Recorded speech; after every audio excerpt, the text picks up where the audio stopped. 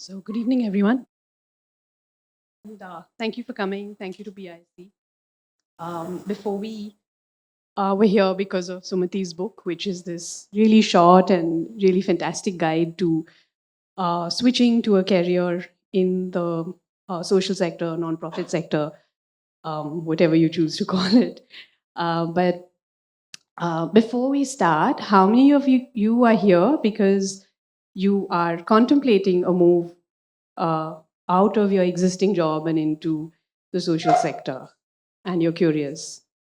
Okay, all right. And how many of you are here because you've made that shift or you're already in that? Okay, that's good. And the rest, how many of you are family, friends, just showing support? So anyway, so for the first group, yeah, I'm hoping you all go away with some great new ideas. And for the second group, you should ask them to pay it forward or pay it back to you because you've turned up to show support. But so we'll get started now. And so, can you have a career without an expiry date in the social sector? Because especially now, is it even relevant? Because you have a lot of people saying they're quitting quietly, and they want to retire at 40 and all of that. So, is this true, and is this real? Yeah. Thanks. All right, so I'll kick it off. I retired supposedly a few months short of my 40th birthday. Took a year off, chilled out, moved to Bangalore from Bombay, played a lot with my daughter, read a few books, and then got bored. Um, and landed up in the social sector by accident about 7.5 years back. Spent time with the Nudge and did a lot more fun things than I had done in 17 years of investment banking. Um, so it is definitely possible. There are, of course, a lot of, let's call them obstacles, which I assume we will discuss over the course of this. Or if not, I'm sure there will be questions from the audience. But I, for one, definitely believe that it's possible. You have to get into it with your eyes open, though. There are a lot of misconceptions and myths about the social sector, which it's important to know about before you step in. Thanks, Akshay. Um, I think yes and no to your question, because by definition, the system doesn't provide an expiry date, right? I'll give you two examples. One is I found that you can enter the social sector anytime. We're talking about expiry date, but actually today, and even those who've moved into the sector or considering moving into the sector, we can enter the sector at any stage, right? That's very rare in India, particularly in the Indian context. If you miss that college postgraduate entry mark, some industries are very rare to get into after, right? So that's one thing. I think the bigger thing for me has been that if I think that the problem or the cause I'm solving for, I'll solve in my lifetime, that's too much pressure. That I don't want to deal with, right? And therefore becomes a career without an expiry date for me because something I'm starting, the next generation will take it forward. I mean, I'd love an India where we solve poverty in my lifetime, but let's see, right? And to know that it's probably going to take multiple generations, it's not those quarterly results, it's not the 2-year product launches, has been very humbling for me. Hi, everyone. Thank you, Shalini, for starting off with that perfect marketing pitch for my book. So that's why we are here. So I strongly believe yes, because I was just thinking in my course of work now in India, where I'm still associated with, or even in Singapore, I was thinking about the average age. And I find that a lot of times I'm interacting with people who are over 65. And in fact, there's one who I spoke to yesterday who was 80, and when I called him to invite him for the panel, he was brimming with ideas. And he told me, you know what, Sumathy, I should do this. We should do this. Let's fix a call. There's this problem, that problem. So, I was just thinking that maybe it's the wisdom that comes with age, or because you've been dealing with those issues for so long, and then you're able to now find maybe new ways of solving it, and there is some courage in doing that. So I strongly think that in the social impact sector, definitely it's possible to have a career without an expiry date. And I've seen personal examples of a lot of people who are choosing to do that. You rarely hear anybody who's come into the sector, even here maybe we could check, who say that, no, I am done. I know I've hung my hat. This is a very common thing you hear from corporates, right? I've taken a sabbatical, I've hung my hat. But very rarely with people from the sector. So that's my perspective. Okay, that's good to hear then. But what about what for people who are entering the sector, people who are contemplating that switch?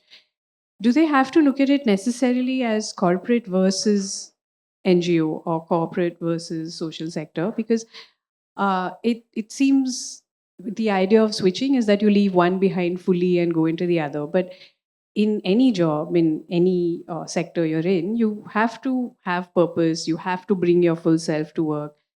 So how does that work? How do we? And I think as long as you have that versus thing, you will always have this all these stereotypes and about the social sector. You will have all of that. So how do you overcome that versus thing? And does it have to be a versus? Does it have to be that you leave this career and only then? Honestly, I don't think it's a versus thing. To me, the intention of writing this book and my whole motivation to write this book came about because there is a lot of otherness associated.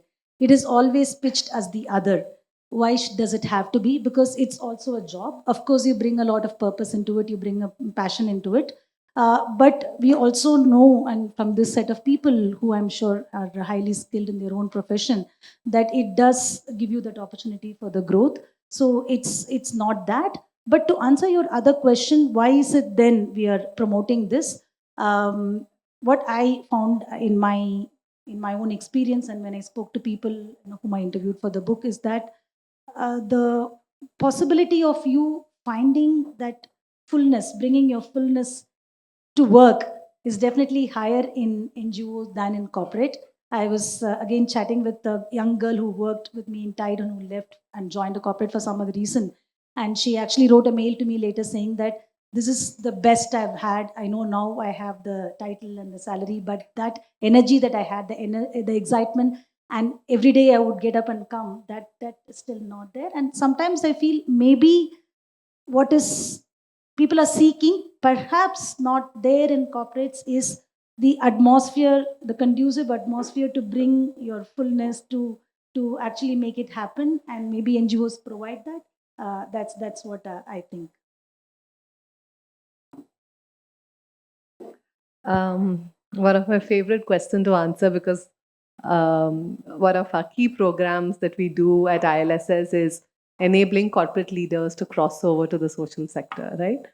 I think it doesn't help to think in the verses. If I take an example outside and then I'll come to, so for example, I'm very passionate about gender and enabling a more equitable world for girls, right? But it's not girls versus boys. It's not women versus men. It's women, men, all of us against patriarchy that we're breaking, right?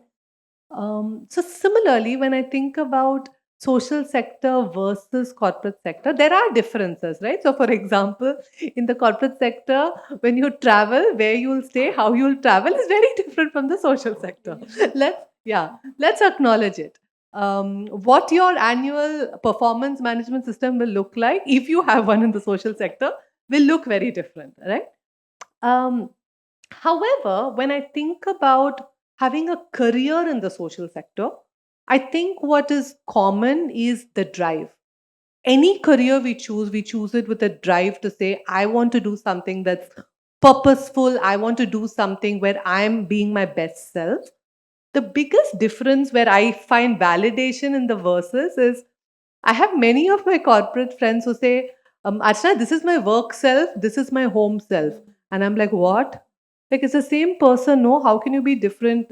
And I think in the social sector, we can't do that. I think it's too much of real stakes for us to try and have a work self and a self. So that's the only verses where I found validation. I think all the others are, like I said, yeah, I mean, getting an air ticket, staying in a nice hotel will be nice, but is that what life is about?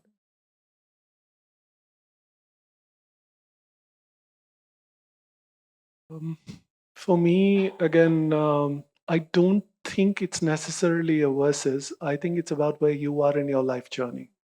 And age is not actually the material point in that life journey. It's about what gives you joy. I didn't do investment banking because it made a lot of money. That was a very nice incidental.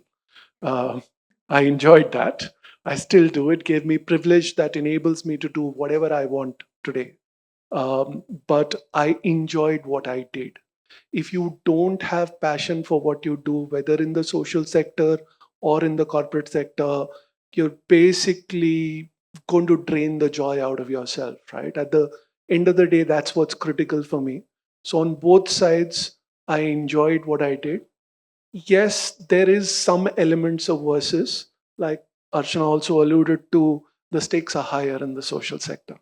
So in the corporate sector, when I didn't pick up a phone on the weekend, what would happen? Morgan Stanley would lose a few $100,000. I made enough money for them not to care about that. When I don't pick up a phone on the weekend in the social sector, someone's life outcomes just changed, right? That level of pressure is something that you learn to deal with. So for me, this was the first big difference. I had to learn how to switch off. Um, so that was the critical element that I found in the social sector that was a little bit different. The other one is smaller organizations. So if you worked with, if you worked with multinationals, etc., all of that, then it's different. But if you worked mostly with Indian corporates, then it's not necessarily there. In the stock market, we used to say Lala companies, right? The ones who are made in the image of the founders and where decisions are taken mostly by founders. A lot of Indian companies remain that even after becoming multi-billion-dollar companies. The social sector is very much like that because they still, most companies have not grown beyond the formative stage in that sense. And that's the other key difference that I found when I moved to the sector, that all decisions led to one person. And I've seen this across over 100 organizations. So it's not a function of one or two orgs. It's the commonplace. It's rare to have it the other way around. Those are the differences. Are there similarities? All right, I'll keep going then. Absolutely. A large set of skills is transferable. There's no question about that. If you've learned how to work with people, that is transferable. If you've learned how to think product, learned how to think about markets, that is transferable. You might call them beneficiaries in the social sector and customers in the corporate sector, but there is truly no difference. Both of them are taking your product and service. In this case, you are measuring, in the corporate sector, you are measuring the profits you made. In the social sector, you will measure the impact. That's it. But the currency is the only thing that changes, but the behavior of the customers does not truly change. So that is one. The slightly fun part about the social sector, while skills are transferable, most often the social sector is looking for very high level skills. So the corporate sector looks for specialization, the social sector looks for generalization. And which is why I ended up doing a bunch of things, including heading up marketing, stuff of my nightmares, for one of the largest nonprofits in the country for a few months while we were looking for a marketing head. So in that sense, a lot of the social sector is very like, and this is only a difference if you come from, again, a multinational or a large Indian corporate. The social sector in that sense is very akin to startups. Everyone wears every hat and you are expected to contribute across the place, and that gives you a ton of horizontal growth. So think startup, don't think large corporate, then it is a similarity. If you're thinking large corporate, then it's different from that perspective. Thanks, Akshay. Since you've spoken a lot about what it's for the individual, right? I thought maybe you could touch upon what the sector is like. Um, and Shalini, your question was what is similar, right? Um, and the social sector also, like the corporate sector, is not one type of organization, right? There is a small organization that will work in the grassroots, extremely, very processes are very nascent. And then there are organizations which are large in operations, have multi-city chapters. You'll have teams which say program, partnerships, finance, etc. And then there are social sector consulting organizations where sometimes we have to remind ourselves that we're the social sector, right? So the social sector is also a spectrum very similar to the corporate sector. That's one thing that I've seen. The second one, what Akshay shared, and because sometimes when we talk to people, actually social sector orgs, especially those at a above 2 crore budget, do have teams on program, on HR, on partnerships, and so on, right? So a lot of times people ask us, saying, okay, if I've done finance in my life or if I've done sales in my life, is it relevant? Like Akshay said, maybe there you sold to a customer. Here you are fundraising from a donor. It's the same skills, right? Ultimately, it's sales. So there's a lot of transferable ones, and I think that's the another one. The last one as I've seen is people are people everywhere, right? So you spoke about managing team, leading teams. So both the good sides and the complexities about working with people, that's the same in both sectors. I just will build on two other similarities that I thought are important to note. Both of them have tremendous regulatory requirements now, right? So it's very high for an NGO, and you have to also keep in mind what Shalini said now, that we are talking about a grassroots NGO having a founder and perhaps one volunteer, and an NGO with like Nudge and others having to meet the same set of regulatory requirements, compliance, which I think is a great goalpost. But yes, there is a slight difference, though it's similar, there is a slight difference. And another one is the stakeholder management. Like an corporate is answerable to others who are the NGO stakeholders. How do you manage their expectations? And this is the point I cover in my book, because a lot of our lives, NGO staff lives, is spent around managing your stakeholders, taking the Sunday calls, taking the 9 p.m. calls, right? So that's one thing. But finally, there's one thing that I want to point out here, that I think how a problem is solved in a corporate and in the social impact sector, there's a very significant difference. And I think I had quoted this in the book about a water problem in a village. So a corporate will find the most efficient way to do that, will invest whatever it requires to solve that problem, always keeping in mind the returns on investment. And they, as long as they can justify that, they have all the resources they can pull in terms of technology, in terms of manpower, in terms of funding. Whereas an NGO, it's not at all the situation, and it's usually NGOs which really have a mission and vision, will want to work in an inclusive way with the community, finding a solution, a sustainable solution, and to eliminate the problem, not to perpetuate the problem.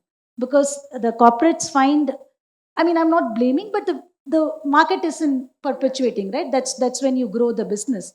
Whereas in the case of the NGOs, the exit is actually the goal, which is little ironic if you think about it, that you have to look at the exit, and it takes a big mindset to accept that we are here to make the exit come closer, not push the exit further. I think that's in some way similar problem, but a very different approach and very different endpoint, and something that I felt a lot when I was working in the NGO sector. Okay, since you all talked about transferable skills, is there some skill or attitude or whatever you want to call it, maybe a skill, maybe an attitude that is essential in the corporate sector that you should just leave behind when you're going into the NGO sector, and vice versa? What you do not need and what you. Authoritarianism. The ability to take a decision is similar at similar levels. However, in the social sector, this is one thing I've realized over time. We don't, no matter at which level, maybe at absolute starting level, you might pay similar numbers, but as your career grows, the numbers change, right? You're taking a dip over what you could have. Now, the only way I have found that works for my teams that I have led over the last few years is that when I give them a voice at the table at whatever decision we're trying to take, and it is something that's taken together, then there is an enormous amount of buy-in. In the corporate sector, like, so the at Nudge, I took hundreds of interviews. What we ended up with was that we've got the, well, we call it kick ass, but it's the ass model of recruitment. Attitude comes first, followed by smarts, followed by skills. In the corporate sector, you recruit for exactly the opposite. In Morgan Stanley, my recruitment criteria was skills, followed by smarts and attitude. We pay enough money for you not to have an attitude, right? That's the concept.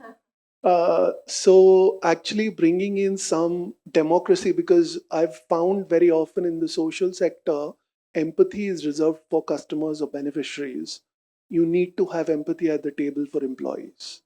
And if you do, your unit will stand with you no matter what. And there will always be tough times, right? And it is critical to do that. That's one big thing I think you leave behind if you are trying to move. Yeah, this is what we think about every day in our work. And so I thought about two things to perhaps stop, reorient, and two things to think about, do more. One is I'll build off Akshay, and so I'll keep that short. Um, Very often when we work with crossover leaders, um, the biggest shock for them when they come into the social sector is how we lead, because nobody gives a damn about what your title is. In the corporate sector, the structure is designed in a way that if I don't pay enough respect to my boss, somewhere I'll have consequences, whether it's in performance or this, right? The reality is in the social sector, of course, people will respect you at a basic level, but ultimately, your ability to make a decision, your ability to rally the team, etc., is on how you lead with influence, whether that's taking the team along, whether that's going out into the field and seeing that. So, leadership is very different in that context, right? And particularly for people, I've had people who said, I told them, listen to me because I told you so. I'm like, now I'm told even the corporate sector Gen Z doesn't listen, so maybe it'll be easier for us. So that's one, right? The other is this notion of quarterly results. I feel like in corporate, all mind space, everything is around quarterly results, right? And what I found when leaders cross over, that sometimes, and Peter Senge is the person who probably speaks about it the best, right? But he says slower is faster. And many times I've seen sometimes when we do the quick ones, like Sumathy was talking about the water example, it leads to more harm than good, right? But how do I, when I have the choice to have a good report card, but then actually it's gonna set the project back by some time, it's a rewiring to be done, right? So that I think is what to reorient. The things to start, I'll say is, one is, I think, in the corporate, and in the 5 years that I was in corporate, there is a version of India that's very different, right? I think in the social sector, we have to see India, we have to see Bharat. That is one big thing to start. The second is what I'd already spoken about, that to solve the world, we have to look inward, right? Corporate means very easy to look at the product, look at this, customer, this. But here, I feel like the sector is constantly showing the mirror up for ourselves. I cannot agree with Akshay more about recruiting for attitude. It's always paid off. In my NGO, we have had people who came with zero skill and rose so much, and it's amazing. It's beautiful because they're always, you can always learn them. So that's one thing. And again, agree with Archana about this. One thing I think we should leave behind is the urge to be super efficient and look for quick fix solution at whatever cost it takes. And finally, this one nice thing that somebody told me, and I thought it was really made me think. We are always thinking, how can you be part of the solution? But sometimes I think we'll have to think, what if I'm part of the problem, right? And I think that gives a totally different perspective as to how you approach it and how you would want to solve it. So that's something that I think it helped me to think that way when we were trying to answer some issues. I just want to add one thing. The other side of this attitude is that we are not generally wired to work with people who don't have the skills.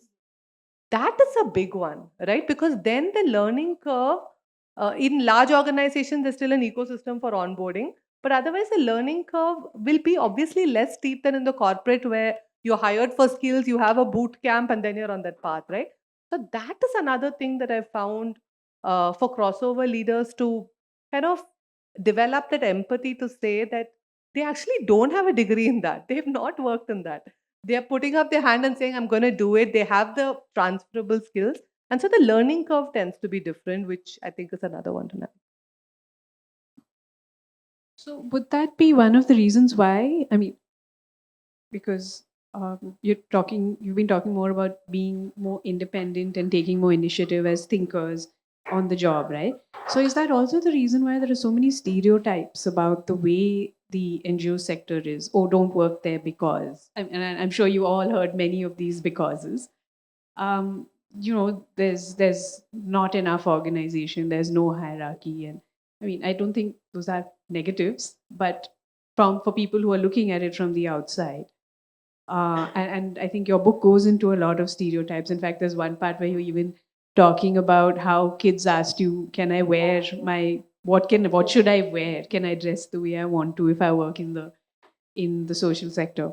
So, is that a way that the social sector has been misunderstood? It's actually people who are independent thinkers, maybe, and quick to want to do stuff rather than follow only one way of doing things. Is that one of the reasons? Yeah, there are a lot of stereotypes, but I think I'm also seeing them vanish now, especially in places like Bangalore, so which is a good thing. Many of them that I had faced and wrote about in the book, I have faced right from the dressing. And the other thing is taking the time for granted, like NGO people, there's no personal life, right? There is this just, you're committed to it and you are expected to be available 24/7. Like he says, yes, we do realize and we are available, but sometimes there is that stereotype from not only from the communities we work with, actually they respect our time. It's the other way, it's the funders who take that for granted. And I used to have this big issue about being called for meetings at the last minute, as though we don't have anything else to do, and drop everything and go and attend meetings. It's very painful. It also upsets a whole lot of things, right? So there's also that stereotype. And what did you ask last? Sorry, I missed that. Has has the good part of being in the world of the or in the social sector actually been misunderstood by people who see it from the outside? Is that why you have the Not stereotypes? so Not much. I necessarily. still think there is a lot of goodwill. I think there is some curiosity and there is some perhaps ignorance. I've only had enormous respect when I've told, of course, a lot of puzzle look, why did you do this and what motivated you? But overall, and maybe there was some element of, oh, poor girl, little bit of a charity sacrifice kind of a thing. But I don't think there was anything too negative. So I have not experienced that, and yeah, so that's my experience. I think it's changed significantly in the last decade or so. It still is considered like, why you're doing it now? I understand you want to do it close to retirement. It's like commerce group in India, right? If you get good grades, you take commerce group. Even today, they'll be like, but why did you not take science group?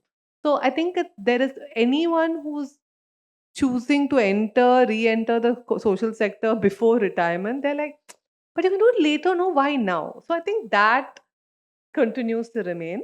Apart from that, I think there's been a lot of change. One of the reasons why I see sometimes that our perception of the social sector is less informed is that it's based usually on one or two stories, right? And usually there's this founder who's larger than life that we've all read about. And then we're like, I can't do that, right? You generally don't hear much about the leadership team around that founder that's Actually helping them doing do all the the work. work. Yeah. So I think some of those could be the pieces. So Couple of quick things. One is there is this entire viewpoint or stereotype that you have to either be really poor to work for the poor, or you have to be really rich. So when I said I was getting into the social sector, I remember uh, one of India's largest corporate CFO telling me, "You must have made a serious amount of money. That's why you're doing this." And I was thinking his last year's stock options were actually more than my entire net worth. So um, it's about where you draw the line. As I said, it's where you are in your life journey. It is not about age, money, etc., all of that. But that remains a stereotype. Of course, funders continue to believe in the stereotype that you have to be poor to work for the poor. So if you draw a reasonable salary, it's a problem. Again, that is starting to change to some extent, thankfully. The gaps are nowhere near as large as they were earlier, which is a great thing. I don't think the salaries are ever going to come to the same level, but that's all right. Um, there is a certain level of respect uh, for the skills that you bring to the table that didn't exist earlier. The earlier respect was only for your empathy, and that is changing, which is great. You sit at the table as an equal, not as someone who's necessarily taking money, right? Even if you are, because it's not money for yourself, it's for others. That was one stereotype that I've been happy about to some extent going down. The other one's been this entire concept of, you know, jholawalas, right? The concept that the social sector consists of people who have empathy but not much else. Again, that's something that I have seen demolished in my time in the social sector. I met tons of smart people. Um, if I'm to look at a cross section, I can find way smarter people than the ones I had in investment banking as colleagues or as customers. I worked with some of India's largest fund managers, given them advice, so on and so forth. Um, and that is so that one part is not true. Plus, as we see crossovers, that again changes. When I had walked into the Nudge, it was a very young startup at that point of time. Yet the piece that I walked into, the room, we sat in one garage around one table, by the way, but it had someone who carried 15 years of experience from Intel, someone who carried 12 from Yahoo, someone who came in from private equity. I was coming in from investment banking, and it had two Teach for India fellows fully died in the social sector. That was the little department that I was walking into. So it was a mix of all things, and that entire concept of, cholawalas, etc., all of that is again therefore slowly but surely being demolished, as I've seen over the last few years. Sorry, I just want to add something. It's not that we don't have stereotypes in corporate.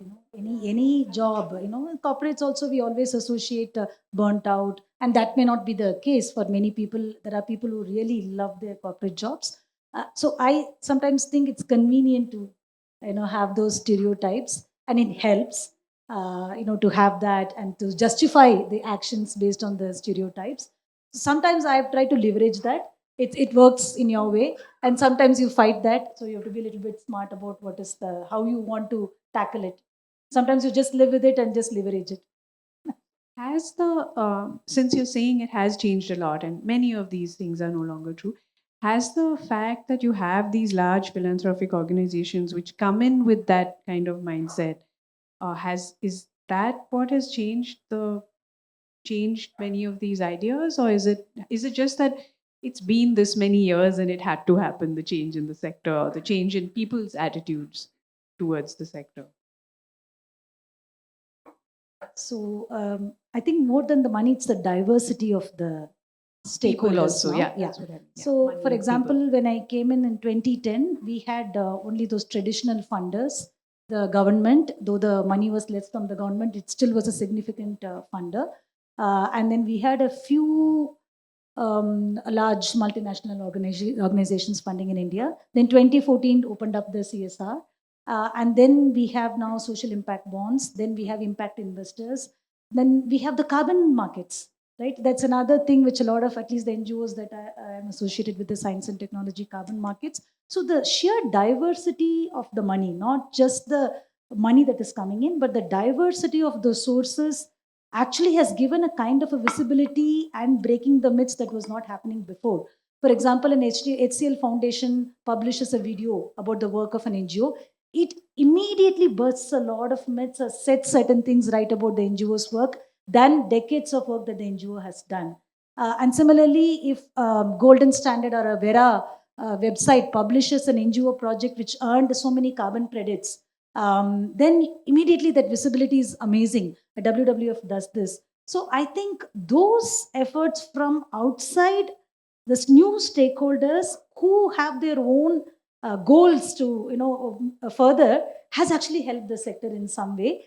May not be much from the sector is my opinion, but it's all happened from outside, which is very interesting to see.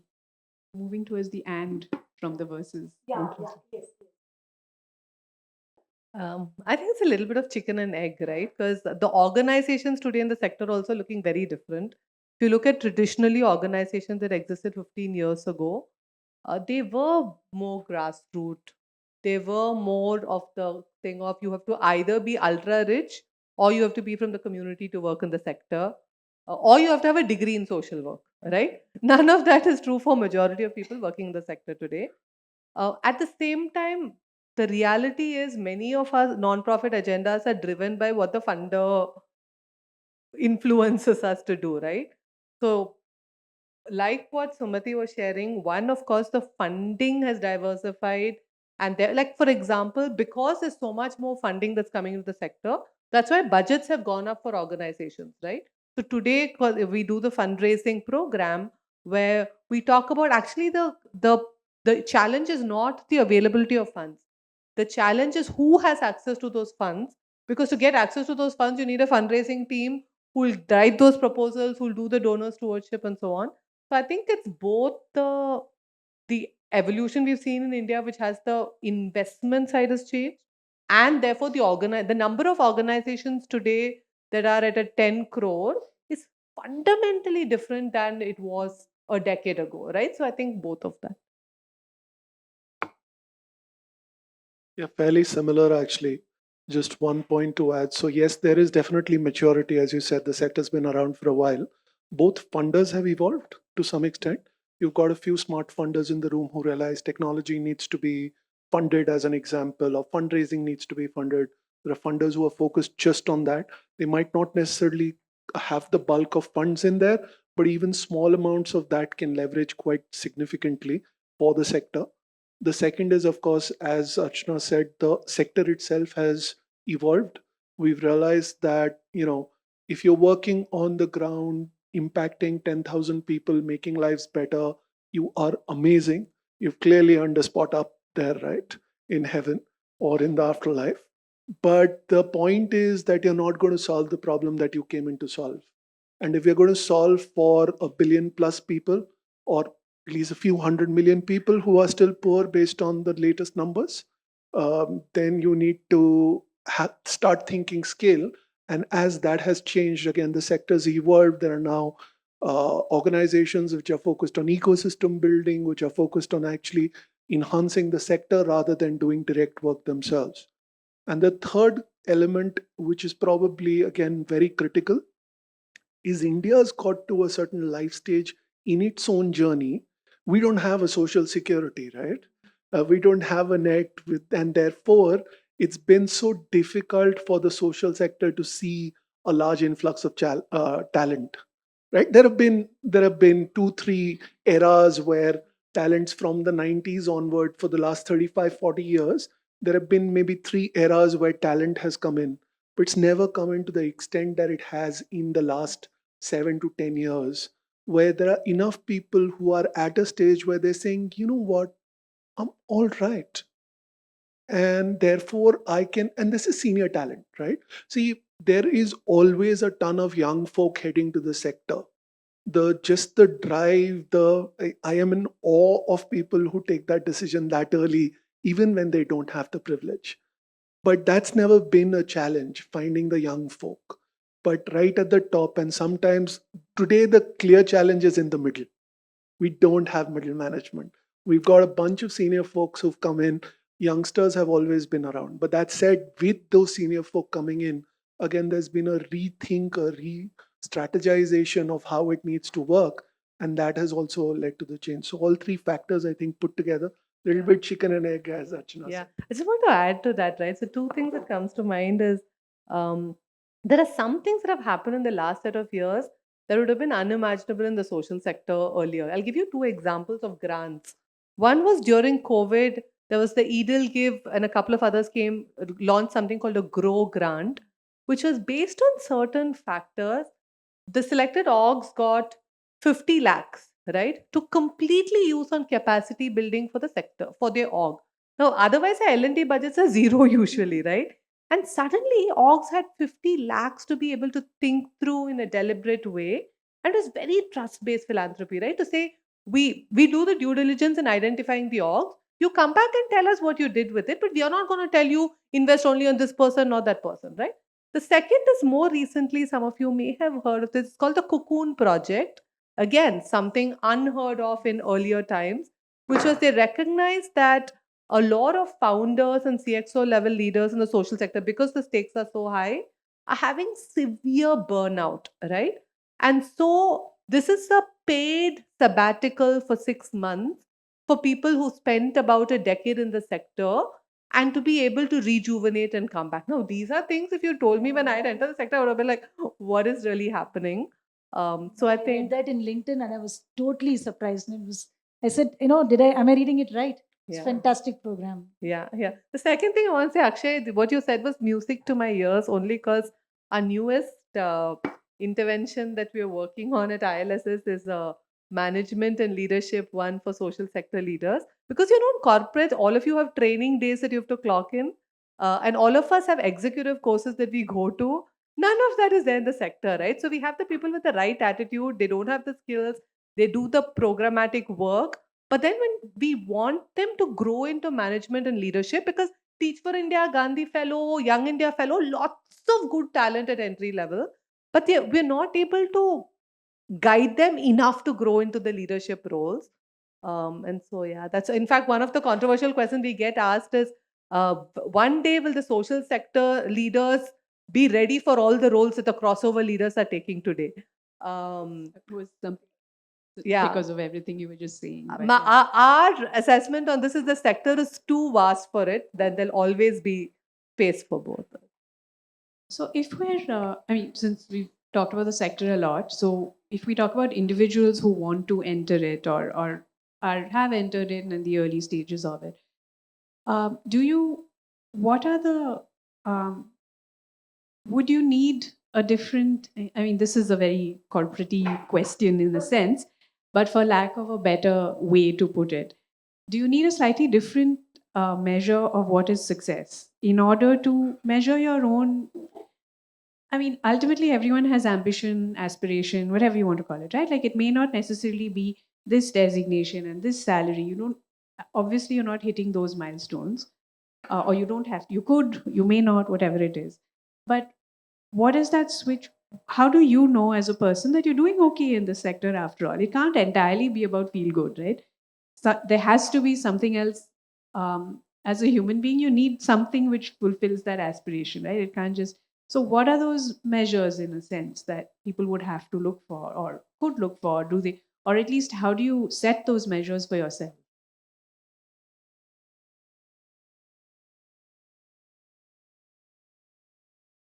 Impact. The point is that if a tree falls in the forest and no one hears it, did it really fall, right? The same concept exists here. You can spend decades doing. Actually, let me start with an example. I met someone who'd spent 20 years nearly working on getting kids to stop chewing tobacco, working in one of the poorest districts in this country. And the question was, question that one of my colleagues asked him was, why do kids chew tobacco? So it's a function of the fact that everyone's doing it, their role models are, and so on and so forth. We actually sat down, did some conversations, etc. What we came back with was very simple. The kids didn't get 3 square meals a day, they got one. Tobacco staves off hunger pangs, right? Which is why when you quit smoking, you gain weight. And that's one of the reasons. And that's why kids were doing that. So you can spend 2 decades and not really get to the root cause itself. And then it's not really impact, right? You might have stopped a few kids from it, but it's not really impact. So trying to measure, making it very clear, there isn't an impact language in the sector, unfortunately, right? There is a very clear set of metrics on what defines net profit based on US GAAP or Indian GAAP. You can figure out, but based on an accounting system, you can figure out what's the revenue, what's the market cap, what's the net profit. And in this sector, the language is not clear. But if you don't know, then there is a serious problem, right? You better be measuring and you better be improving because, as I said, the currency changes. There, the currency was profit, here, the currency is impact. If you don't even know how much you're making, then what's the use? And therefore, that's what you want to measure on a consistent basis and reshape your product to ensure that there is change on the ground. Again, then there is the second part of it is sustainability. Typically, in the social sector, a very simple way to put it is how much of what you actually made a difference on stays if you are to stop today. Easiest example is a midday meal. Let's say you are serving a midday meal. If you stop serving the midday meal, tomorrow the kids are starving again, right? However, what most people don't realize is after Akshay Patra started the midday meal, tons of states have begun their own midday meals. That is impact that stays, right? It's not, we can debate quality of those midday meals from the states. That's a different issue, but that's impact that stays. So that's the sustainability of it. Both these to me are the factors you need to measure consistently for yourself because that is what brings joy. Feel good to matlab, every business has social impact. You can feel good about it, No, but so not I was this. saying, so then your personal growth is more deeply tied to the organization. Yeah. Absolutely. So then your organization's mission has to connect that deeply, and you measure those successes as your own. That's what you're saying. Yeah, so in fact, at the nudge, we call it founder's mindset. We expect everyone to have it. Your level is immaterial. But if you are not thinking about what difference you are making to the entire, and Yeah. it doesn't matter. You can be a fundraiser, you can be someone who does content, but at the end of the day, you are making a difference to the whole org. And that's the other advantage, right? I said startups, unlike the corporate sector where you're one small cog in one, huge wheel, you have no idea what your contribution is. Yeah. Here you do. Completely agree, right? You have to ultimately we are at A, we have to go to B. That definition is there in every sector, right? And we have to know where would be. It's not like we're walking around with no direction. And are we moving closer to that? I think is something that we need to look at. The other thought that I had, Shalini, was that things like career anchors that we talk about in the corporate sector is also true somewhat in the social sector. Let me give you an example. So there are, let's say, there are three people from corporate sector who cross over to the sector. All three, I mean, impact is bare minimum, right? I mean, forget you want it, the org will want it from you, right? So impact is a given. But for some, it might be sphere of influence, right? For some people, it may be, I want to be having the largest impact possible. So then potentially the kind of roles you take, the kind of organizations you work, the scale of impact might be very different. There are some people for whom it's the it's the most high need area that I want to work in. So you might either pick up a course that very few people are working in, or you may want to work in a geography that very few people are working in. So even within the social sector, I found that different people have different different anchors that people are looking for to choose what type of organization, where to work, what role to do. Even things like some people say, hey, I don't want to manage teams. Same corporate sector and this, right? So some of those I found is also something to think about as we make the transition. Yeah, actually, I thought this was a very important point, that why are you in the sector plays a lot of role in how you define the success and what you're expecting from it.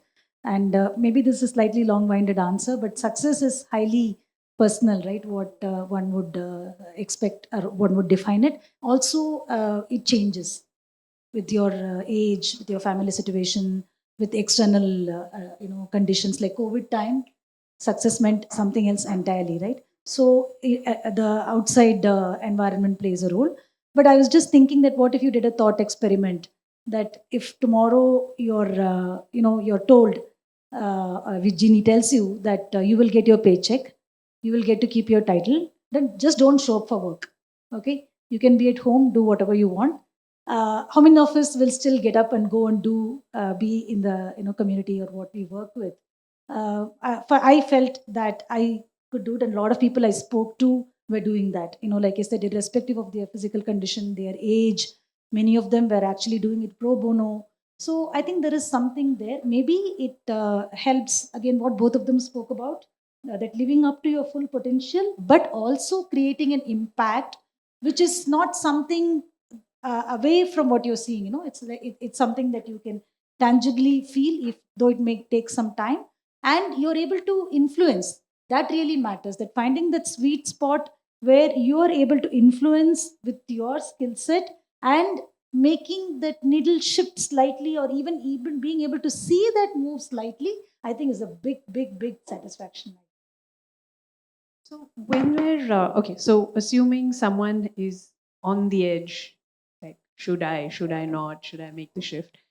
One, I mean, to me, it seems like fear would be the biggest reason not to make the step. I assume people are hesitant because various reasons. Will I earn enough? Will I do well? Will I actually have any impact? Will I, once I make the switch, what if I'm a total loser at it? Failure, right? Like that's what people are usually afraid of. Whatever they're switching to, whether they're switching into the corporate sector, whether they're going to start up on their own, get into some other business or some other line of work which makes them feel like they'll have more purpose. So what would you, I mean, did any of you face that? Or when you see people who face that and you know that you can actually influence them to make that switch. So what do you tell them, or what do you share with them at that point? How do you get them to? Something that I mentioned in the book, and I will repeat it: just jump in. And people who have learned swimming later in your life will realize that there is no way to learn swimming. I've watched so many YouTube videos. You read about how you breathe, whatever, nothing works. Somebody has to push you into the water and leave you, and you will figure it out. So I would suggest only one thing: that find an NGO. It doesn't have to be the perfect one. Start somewhere, go and volunteer. You don't have to necessarily make a commitment. Go and volunteer. And today there are so many organizations, including ILSS, SVP, maybe some of your portfolio organization, which provide that opportunity, which actually wasn't there about 15 years back or so. And today that has opened up a lot, and you can actually set very clear expectations on what is it that you're looking to contribute and take. I will never say give, because it sets a very charity kind of a thing, because it's a professional engagement finally. So you can set the expectations clear and just jump in, and that's the only way to overcome that fear. No amount of rationalization is going to help, is what I would say. So you're saying that those bridge organizations, so you talked about the whole spectrum of organizations, right? Where you can do advocacy, you can do research, you can do whatever. So you're saying the bridge organizations help you figure out your space. If you your don't know place any there? NGOs to work with, if you Okay. don't have the confidence and the comfort level to go into NGO by yourself, definitely the bridge organizations today do the matchmaking quite well. I was working a lot with SVP, and they would do the matchmaking. Okay, you are a digital in digital space, and you want to give this skill, and this is the course you're interested in, this is the geography you're interested in. They can bring in multiple parameters and do a sort of a matchmaking. And I think ILSS also does that. In fact, they do it much more formally also. My own successor came through ILSS in Tide. So there are those bridge organizations available. If you do not know, But I also know of people, I quoted this in book, Pratik, who has founded a assistive technology. So Pratik actually was a volunteer with Samarthanam Foundation. He used to volunteer for many, many years from his childhood stage. And when Accenture gave him an opportunity to take a sabbatical, he went and joined them. And he became the CEO. And then he left and he became a social entrepreneur. So if you know somebody like that, nothing like it. If you don't know, nothing, you don't have to worry about it. There are these bridge organizations which help you to do that today, which according to me is a fantastic thing that has happened in the last decade or so. Thanks, Sumathy. Um, so jump in if it works for you.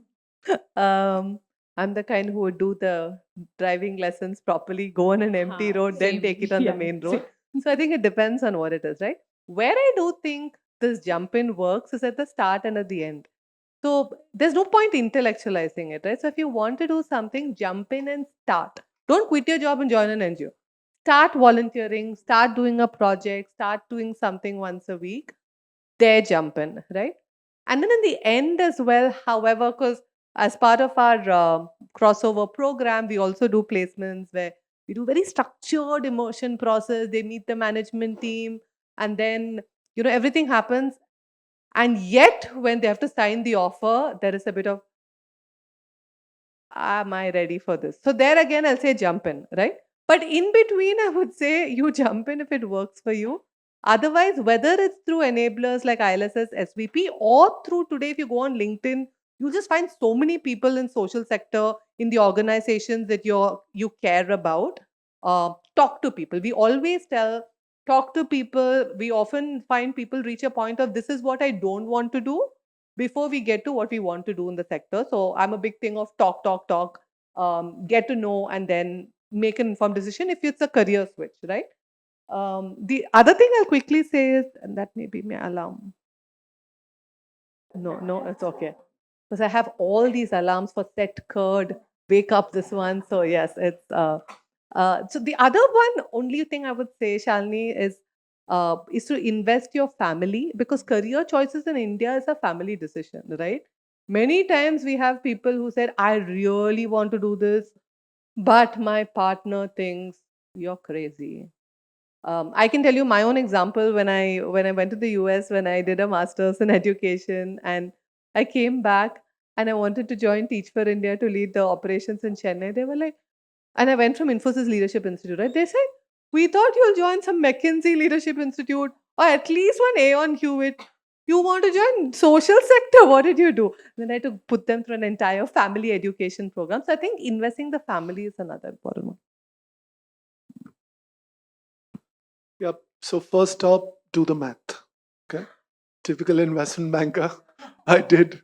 I did sat down with my wife and we did spreadsheets for a while, figuring out what it cost, how things would inflate, what was the nest fund that we'd created for ourselves, how that would grow, and so on and so forth before making that choice.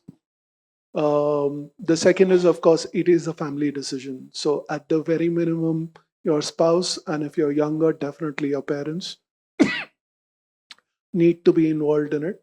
Otherwise, it becomes I've seen this happen with a lot of younger folk, especially, where you get into the sector and for a few years you're not keeping up with the Joneses, and your spouse is definitely unhappy about it. And after a while, you quit. But those were not happy years either. So, you definitely want to make it a family decision. And the third piece is, it's slightly different. You can choose to volunteer. I did 6 months at the Nudge, 6 days a week. We used to work 6 days a week at that time. This is nuts. But, anyways, did that without pay. Um, I said, makes you, helps you figure out whether I'm worth the price tag, even after the pay cut, and helps me figure out whether this is what I want to do for the next 10 years. On both sides, then, there was a very clear perspective. 6 months later, I wanted to do it. They definitely wanted me on board. And we were all happy signing up rather than the ticker starting from day one. This is because I could afford it. It is you have to make that choice based on that. You could also choose, as Sumathy said, don't quit, volunteer, and there are tons of places. But if you are going to volunteer, please be disciplined about it. One of the reasons that so many orgs in the social sector no longer take volunteers, especially senior volunteers, is because people come in thinking, that they don't really need to spend time and energy to understand. Whatever they give as gyan is, enough, and it is not. No matter, yeah, no matter what you think. For the first few months, I didn't open my mouth. I just learned, because there is a whole different language. There is so much stuff that you need to understand before you can begin to contribute. So don't come in with the arrogance, believing that a few hours from me on a monthly basis is going to completely reshape this org. That's a bad idea. And be really disciplined. If you promised a certain number of hours, be there for that number of hours. Bring all of yourself to it. Otherwise, it won't work for you. It won't work for the org. And then it'll be, a decision based on poor choices. So that shouldn't happen. To say this, but volunteering has also become a fad these days, and we get requests that we can you take a volunteer for a week. It takes a month to That's understand. for a college essay. It's not enough even for a college essay, I would say. So, like Akshay says, many NGOs then say no. Then we also hear, oh, you keep cribbing about lack of talent, and you don't want to take volunteers. It doesn't work. I think it's very important, and I think that's a very valid point.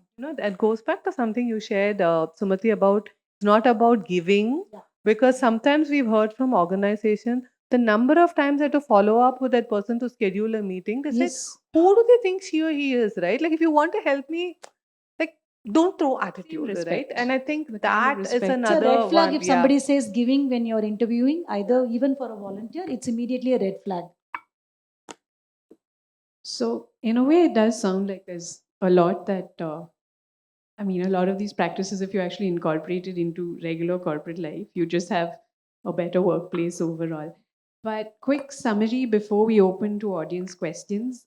We give each of you one question, a quick summary. So, Sumathy, when is it that is there a point in time that somebody knows that this is the right time for me to switch, irrespective of all the outside factors, family, money, all of that? Is there something inside that tells you this is time to switch and should be into the social sector? Well, I can only tell from my point of view. I had a great job, which was in Bangalore, a blessing within a kilometer. And they gave me all the flexibility to work from home, and everything was there. And I still quit. And if I think about why I did that, I think there was something which I felt was not bringing out my full potential and being able to make a difference that I could experience in a very small way when I was doing some volunteering work in my own apartment. And that was like a sort of a honey that I tasted. And then I wanted more of it. And I felt that even though this corporate was offering me a lot of things that, it was really a shock to people. I think if you feel that way, that there is that nagging thing that you could be doing more, which uses your full potential, but also creates that impact that he spoke about. I think then that's the time to seriously heed that and maybe start informally to do something. And Akshay, what would you say are the three things someone should not ask before they decide to make this switch?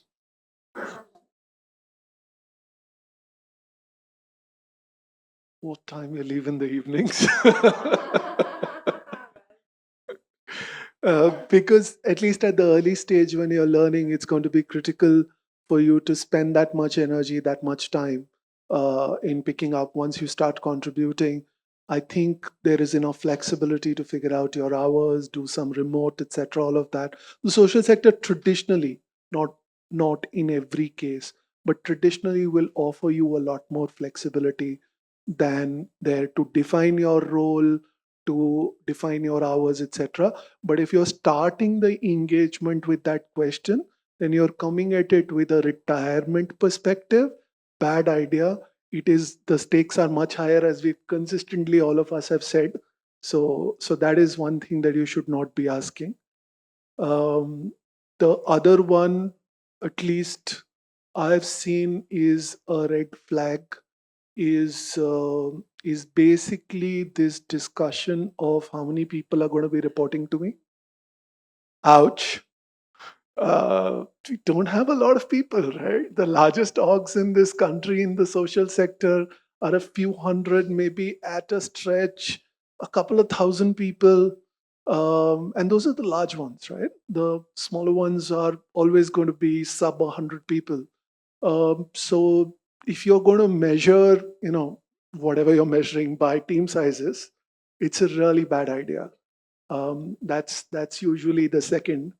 Um, the third has been interestingly when people, so it's not an ask per se, but when people negotiate over 5-10%, it's slightly tricky, um, because again, concept is you're good. It's not this 5% or 2% or 3% change, right? Your trajectory will change and therefore it's immaterial.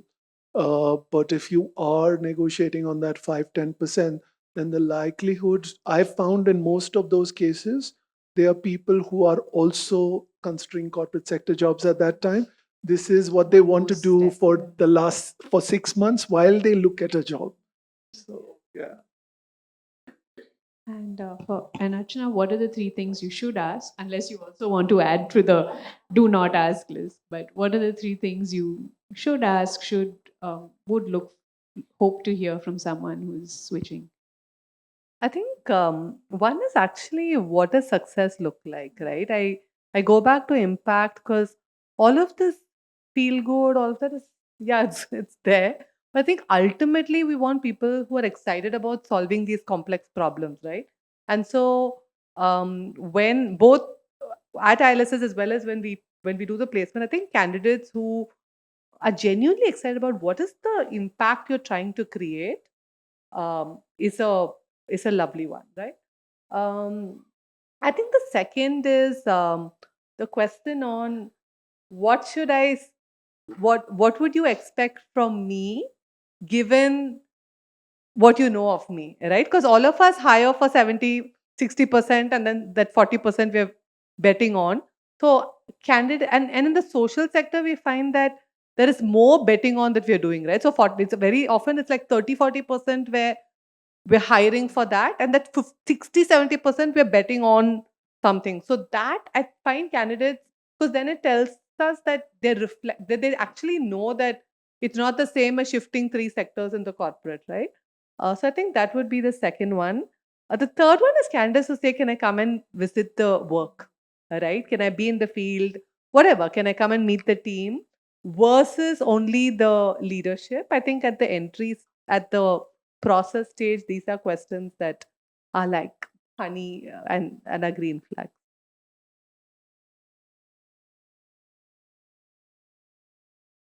So, well, thanks so much. It is really inspiring first and foremost, and gives a lot of hope. My question is, how do NGOs look at somebody who is coming from the corporate sector? Because I thought that a significant part of the conversation focused on somebody in corporate who wants to go into the development sector. How do people in the development sector look at people coming from corporate other than the stereotypes, right? What are the skills that they value the most? What are also the non-skill, but what are the other externalities that somebody from the corporate sector can bring in? Because where I'm coming from, why this question is because sometimes I feel that too much of this impact reporting that you have to do, does it really feel like a burden to the development sector? Do you guys as practitioners and as leaders in the industry believe that there is definitely an opportunity for bringing more structured approach to the way things are run and managed? I think there were two questions. One is how do NGOs perceive people coming from corporates, and the second one is to do with the reporting, right? If I could add. Sure. Yeah. It's okay. The first question, yes, that's a very interesting question. Perhaps we are also guilty of looking with a jaundiced eye. There is precedence both ways because we are used to that. But I think personally, if somebody came like that, I would be excited and I would want to convert quickly if the values match, the mission matches. So beyond that, I would be looking for the red flags. Like she said, I think we are willing to take a bet because there is definitely a resource constraint. So we are really willing to take a bet. But if there are red flags, then I think it's clearly a no. And I've done that mistake while recruiting. Sometimes you're over eager because somebody is coming and you just want to take it and doesn't work out. So now I think people are a bit cautious and do that filtering. Now coming to your second one, it's very interesting again because I personally feel little bit we are overdoing it. It's an overhead. And I'm seeing this more because now I live in Singapore. It's too much. So much so that we have forgotten why we are doing it. Right? It's become all about the reporting and the stories. And you're talking about those human stories because everybody said you have to communicate your work. There's no data, there's no evidence, but you just create beautiful stories and you hire people to write those stories. And in this drama, there are some good NGOs who are getting lost. So yes, but I think the correction is happening, and there are mature funders who are able to, sift that, make the differential, and are able to see through that. And we are evolving. That's what I would say. We'll go up and we'll come down. I think it'll correct itself. That's my answer. The second one, I'll perhaps take the first one, right? Second one, very similar thoughts. So there is some criticism. I'll start with that, right? Because there is no concept of bench in the social sector, right? So when we invest in a leader and the leader leaves, and which is why now there are many ways to enable crossover leaders to stay and thrive in the sector, right? Unfortunately, the stories of those who came and left early and did damage are more told. So there is that criticism, right? The second criticism that I've started hearing in the last set of years is that, remember, it's been a decade since Gandhi Fellowship, Teach for India Fellowship, Young India Fellowship, all that.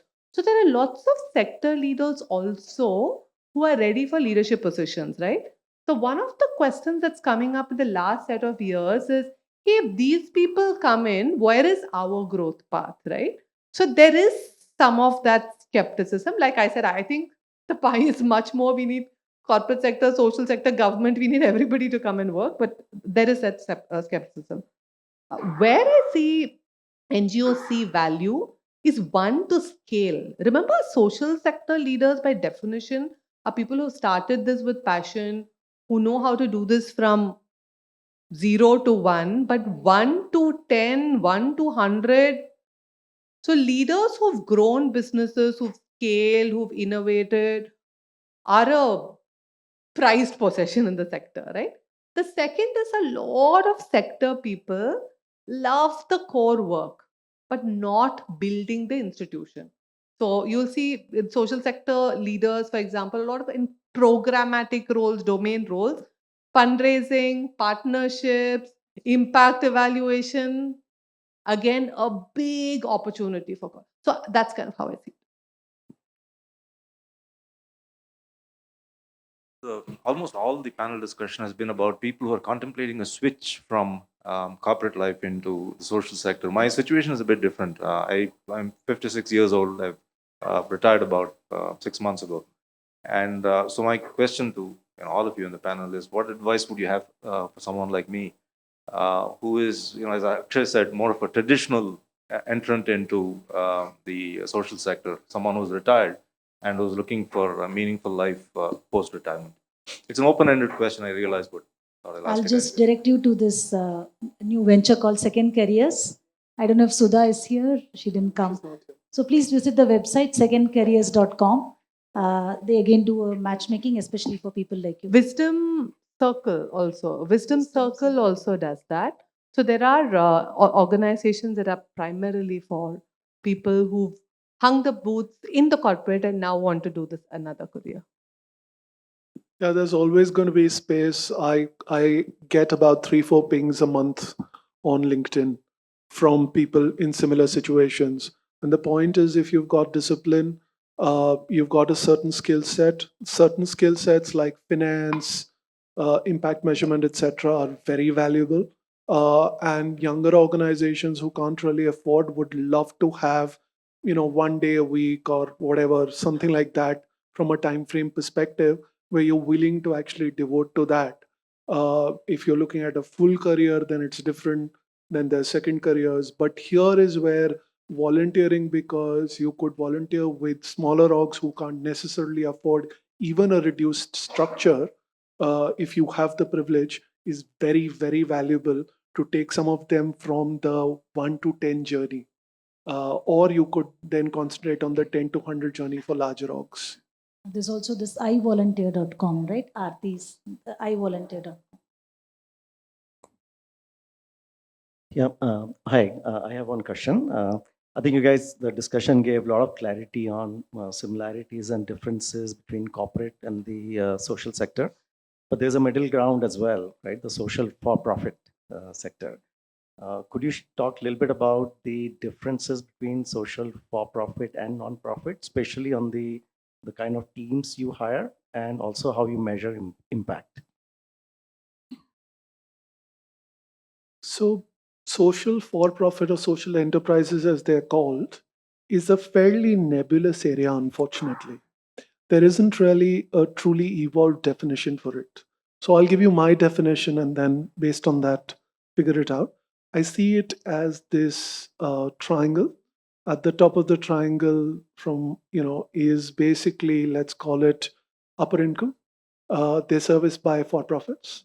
The middle is also mostly serviced by for profits. Towards the bottom of the middle is where true social enterprises, as I call them, come in, where you are trying to offer a similar service or product as you would further up in that triangle, but you will actually have to compromise on ROE, ROC, etc., your return ratios for providing that service, because the ability to pay of the customer at that level is marginally compromised. At the bottom of the pyramid is basically where true non-profits come in. Ability to pay is near zero, right? Akshay Patra is a great example. If those kids' parents could afford the meals, they wouldn't be coming to school to eat the midday meal. They're coming because they can't. So that is how I define it. Otherwise, the problem is that today, see, every business has social impact, and therefore they're marketing their stories based on that, right? So everyone is solving some kind of societal problem. I remember this company in the US that sells juice bottles. It's this size juice bottle for $10, right? $850, something that most people in this room also wouldn't really buy. Yet they are social enterprise because they take Americans away from Coke and Pepsi. So, you want me to story tell? I'll tell you everything is a social enterprise, right? That's the only problem. Sorry, that was a long definition, but that said, now that apart, there isn't necessarily a drastic differential between how you would hire there and how you'd hire here. Except there isn't as much of a compromise on either salaries or growth, etc., as is there, right, for the absolute social sector, where I was talking about the non-profits who are serving the bottom of the pyramid, right? So that's really the only difference. The skill sets are very similar across all three pieces. Most skill sets that you learn, especially by the time you've hit senior middle management, even if not senior management, are transferable. Some things you have to unlearn in the social enterprise side also, but corporate to social enterprise side, not necessarily as much unlearning required as going full down. One answer to that is the route to social enterprises is two opposite direction. One are non-profits starting a social enterprise. ILS has a foundation and a social enterprise. Many other NGOs start a social enterprise because they find that to be financially self-sustainable and to ensure to capture that market which anyway is there, from the bottom of the pyramid. That's one route. The other route is people who want to do business, and then whether genuinely or not, they have a story to narrate around that. And I think for people looking for a job in the social impact sector, I feel personally it's important to decide which one you want to choose. If you're looking at the impact, maybe choose this one. Whereas if you're looking at a transition from the corporate, you're still thinking more on the business lines, but you want to infuse certain impact and purpose, and there's nothing wrong in either way, then probably start here. And this report that I quote in the book, The Talent Management and Social Sector, clearly brings out this difference in terms of job satisfaction, in terms of the salary between the three parts of the pyramid, which is funding organizations, which are right at the top, then the ecosystem players and the social enterprises, then the NGOs. So there is a differential. Thank you. This has been a fascinating conversation. So there's a lot of discussion on a white savior complex. People in the global north sometimes are the parachuting, thinking they know better about development, right? I've heard this term of a brown savior complex as well, like folks in Silicon Valley, execs, founders who might also have similar ideas about India. So, curious about your thoughts on that. I think it's always been there, but I think we are maturing a lot. I'm just part of another collaboration, a global collaboration called Catalyst now, sitting in Singapore. One of the fundamental thing is there is to give the voice to the global south. So I think it's happening a lot. And in that extent, I also want to say that it's not today the funders who set the agenda. There is some agency we have in actually setting the agenda. It's just that, which is where again people with the skills can help to communicate it clearly, to actually say it in a way that convinces the other party that this voice is worth listening to. I think that leg up will be very useful. I want to double click on that. I think the number of times senior corporate leaders, even if they're advisors, are taken into these difficult funder meetings / government meetings just because they speak the same language, right? Is tremendous, right? Because sometimes it's not like the sector leaders didn't have the agency, but they were the catalyst to be able to talk the same language, and I think that. We'll do one last question. Yeah. It's an observation, and I do not know if you agree with me. One is I moved from social sector to corporate sector, and that switch I made 18 years ago. Do I want to go back to social sector? I still want to remain associated with it. My passion still lies there, but do I want to make that switch? I don't think so. So I think people at different stages make different choices.